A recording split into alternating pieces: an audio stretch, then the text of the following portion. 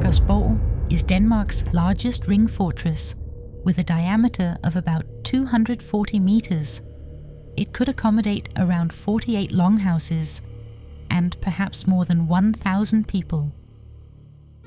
The circular rampart you see at Aggersborg today is not the original Viking Age rampart.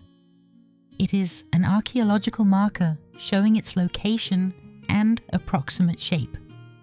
The original rampart is thought to have been up to 4 meters high, with 4 gates positioned at the 4 cardinal points.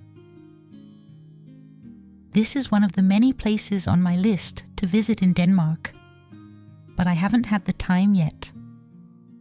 Even though Aggersborg is known as the world's largest ring fortress, we actually know very little about it, and much of what we think we know is based on interpretation.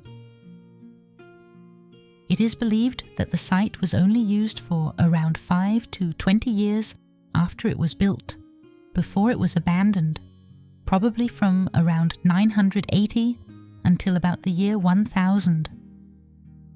There are no written sources telling us how many times Aggersborg was involved in battle, or whether it was ever attacked at all. We hear the same thing about most star forts. Most of them never saw battle either. The reason they are called fortresses is not because archaeologists found large numbers of weapons. It is mainly because of features such as the surrounding ditch. After my interview with FPV a couple of weeks ago, I was inspired to search for rainbows around the ring fortress, and I found these images. Just across the water, we find the town of Løgstør.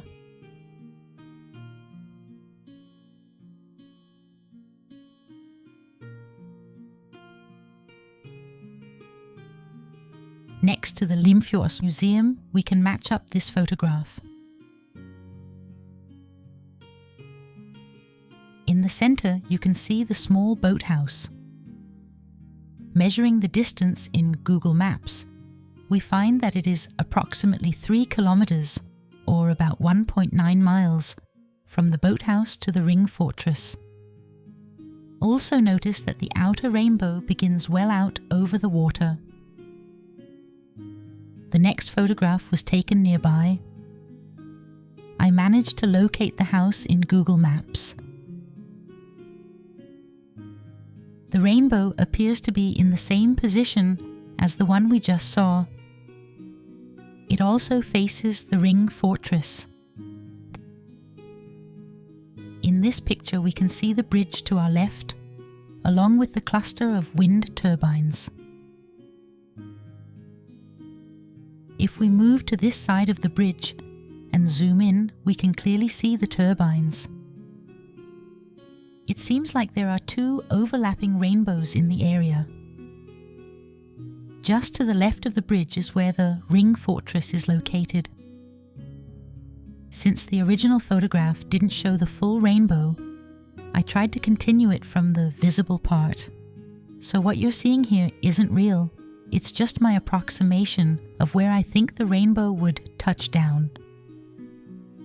Which brings us to the next picture, where the rainbow appears to touch down in almost the same location, only this time we're looking at it from the opposite side, from the water. This fits well with APM's research, which suggests that rainbows have fixed locations and are the signature of the technology beneath the ground. According to this model, what we are seeing is a half sphere extending out of the ground, refracting and reflecting light to create the colors of the rainbow. And speaking of colors, I also came across these beautiful photographs of the Northern Lights taken right next to the church, above the ring fortress.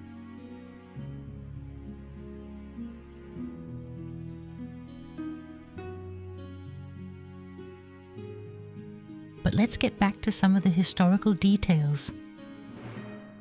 Between 1945 and 1954, large parts of Aggersborg were excavated. So why wasn't it excavated until the mid-1940s? Around the year 980, Harald Bluetooth was King of Denmark, but we do not actually know for certain that he was responsible for building Aggersborg. Most researchers still believe that the ring fortresses were built during the reign of Harald Bluetooth, because the dating fits best with his reign. You would think there would be some evidence. There are no paintings, no sagas, no chronicles, and no letters describing it directly. So, this is the timeline of what we think we know. Around 980, the ring fortress is built, probably during the reign of Harald Bluetooth. Around the year 1000, or a little later, the ring fortress ceases to function. It may only have been used for 5 to 20 years. Around the year 1100, the first stone church is built on the site, probably on top of an older wooden church from the late 11th century, not long after the ring fortress is believed to have been abandoned. The present-day manor house was built between 1756 and 1758. But a royal estate had existed on the site since at least 1086. So why is Aggersborg located halfway inside the circle? When archaeologists began the major excavations in 1945, they were unable to excavate beneath the manor house, meaning that part of the ring fortress still remains hidden below it. And even if they did excavate beneath it, I'm not so sure we'd be told what they really found. Another interesting detail is that throughout Denmark, Christian churches were often built on or near older places of importance.